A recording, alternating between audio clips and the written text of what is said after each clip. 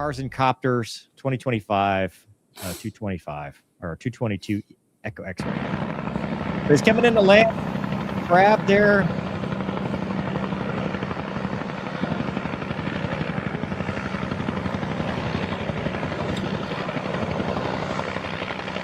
Everything looks good so far.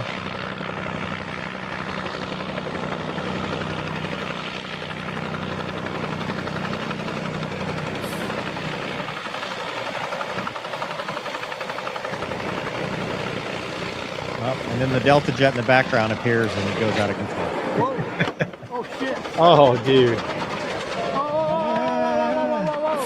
Oh, my God. Oh, look at that gazelle. Oh. All right, so that's what happens. Oh, there's some video of prior to that when they were doing some flyovers. Wow, dude. I guess they did some landing area inspection passes. Which, isn't that a good-looking helicopter? Yeah. I just have the theme of Airwolf in my head right now. I mean, this is what Airwolf was. It was a Bell 222. Good-looking helicopter. It is a good-looking helicopter.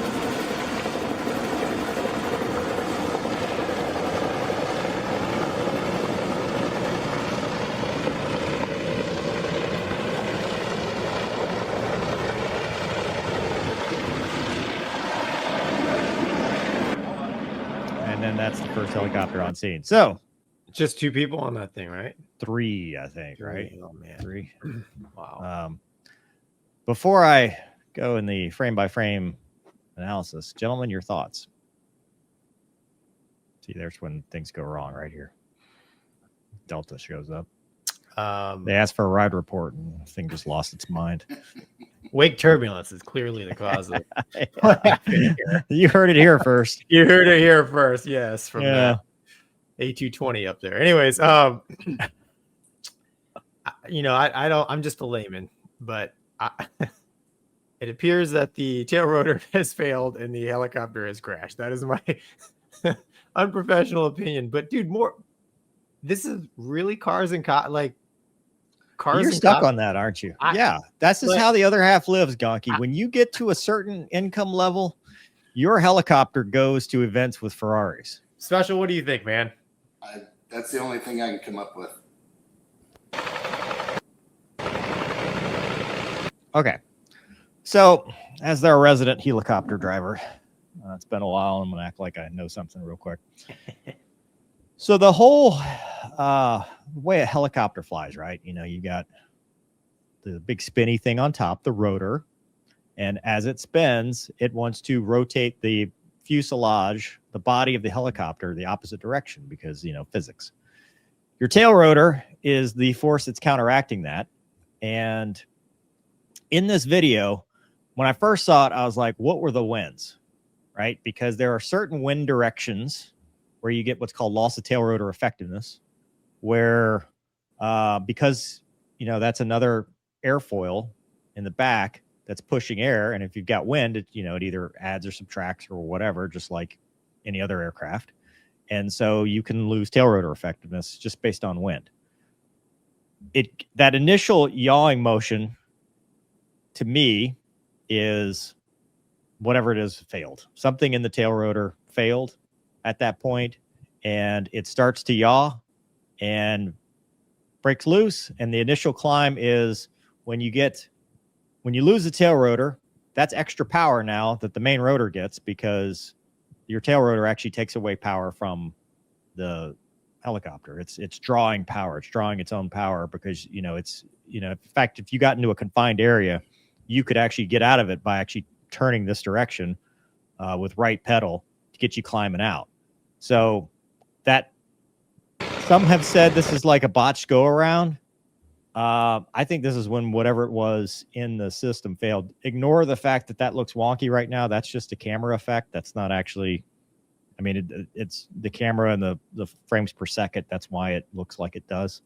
But once it gets going around, that's when it gets catastrophic because now you've got the G forces, you've got all the aerodynamic forces on the tail rotor and the main rotor blade. And what you'll see here is a piece of it separates You can actually see the debris there.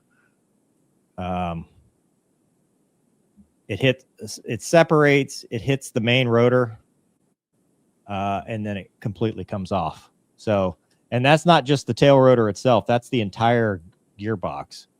That, that's what houses the oil and everything for the tail rotor. And then, I mean, they were along for the ride as soon as whatever it was gave loose. I mean, he probably had full left pedal. Now in a helicopter, when you're going fast, you tend towards no or right pedal. And when you're going slow, it's left pedal because you're using that anti-torque to counteract the torque of the main rotor. And that uses power, and you can run out of pedal. But if it had happened in a situation higher and faster, theoretically, but pre it doing the rapid unscheduled disassembly, it's recoverable. Tail rotor failure, you got to keep your airspeed up. You got to go to a runway. You're going to do a run-on landing. There's a way to survive that. The problem here is that it's in the worst part of the height velocity diagram. He's slow, almost to a hover, because he's trying to get into a confined area, and he's at a high power setting. And those two things combined, there's really nothing. I mean, there's nothing this person could have done at that point. What saves them? Sorry, go ahead. If the rotor blades didn't hit the tree, would they have been able to land it?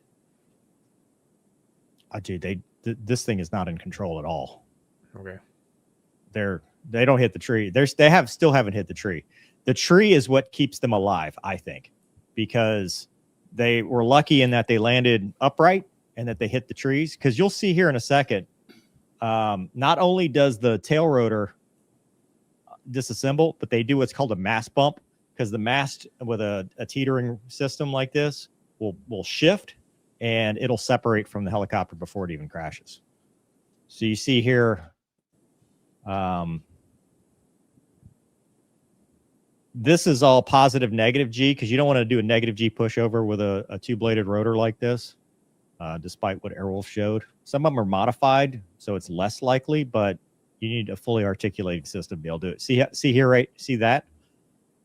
That is coming apart, and there it's not even attached anymore. All that's just being held on by linkage. So the main rotor blade has started to separate before they even crash, and then when they get in the trees. So what saves them, and I say use the term lightly, it's wonderful that no one died, but they were definitely injured, and the people on the ground are injured. And I've read the Monday morning quarterbacks are like, well, he didn't shut everything down. That dude was probably in so much pain that he didn't even think to shut anything down at this point. Like there's no, like what? He just crashed and he's probably in shock. Oh yeah, dude. 100%.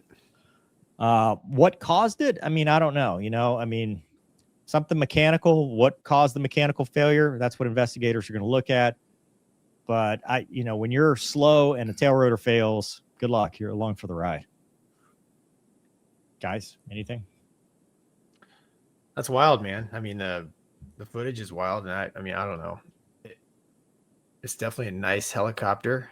You assume it's well taken care of. So, I mean, what's the normal cause of I don't know if there's a normal cause. What's the most common failure for the tail rotor? I mean, it's just like anything else, right? They go look at the maintenance logs, and had the tail rotor recently been worked on, rebalanced. They don't. There's not a Casmo had a tail rotor failure in Iraq. Remember, he was talking about the run-on where he almost took the cable. Right, yeah. I mean, you always look at what was the maintenance records. What happened. What was more recently. I've heard Bell 222s had some problem. I'm not familiar with it, but maybe like the push-pull, push rods or something. I'm not familiar with the Bell 222, but good on this dude for running towards it. I mean. God. This guy isn't even hesitating. He's running right toward it. I mean, good on him, man.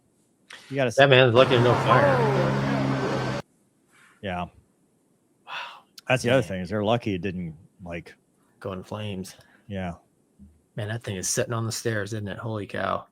I think they trucked it out today. Today being Monday, I think they've already removed it on an 18-wheeler on a flatbed and stuff. But there's no law enforcement Oh, sorry. I guess that's NBC News. Some people are going to try to blame this on, the flybys, but dude, that would be tough to articulate. I mean, the FAA might have a problem with it just because, hey, you're supposed to fly no lower in a helicopter. It's not 500 feet. It's no lower than a danger to persons or property if something were to happen. But I mean, he's doing an inspection of the landing site. Yeah. Might be a little flat heading, but I don't think this caused anything to fail because, I mean, the helicopter can take this. This wasn't that extreme. Faster would be safer too, wouldn't it? I mean, like you were talking about. If it had failed while he was going faster, it would have been a much better outcome, or at least more likely to have a better outcome. I mean, obviously pulling the collective makes it worse. So you're going to, go faster, reduce power, do an auto rotation. Like there's a lot of other stuff you're going to do. But yeah, I'm just kind of glancing at the chat feed here. It looks like some people on the ground were hurt as well. I think there was a kid that got trapped that they pulled out. Oh. Yeah. So Patrick says, Bell tail rotor links were an issue. So yeah, something there. Wow, dude. Yeah. Well, it was a beautiful helicopter. It Yeah. was. Mover, Sure was. Take a look at this. See if I can get it to point at it. Share mine. There you go. Right there. I'm going to go back and rerun it. That thing sort of appears like maybe it got disconnected. That's what the chat was talking about. The Delta Jet. No.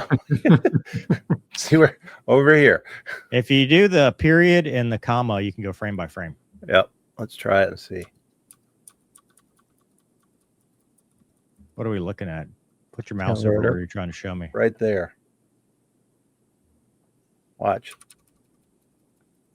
I mean, is that just a It's something that looks like it's flying out.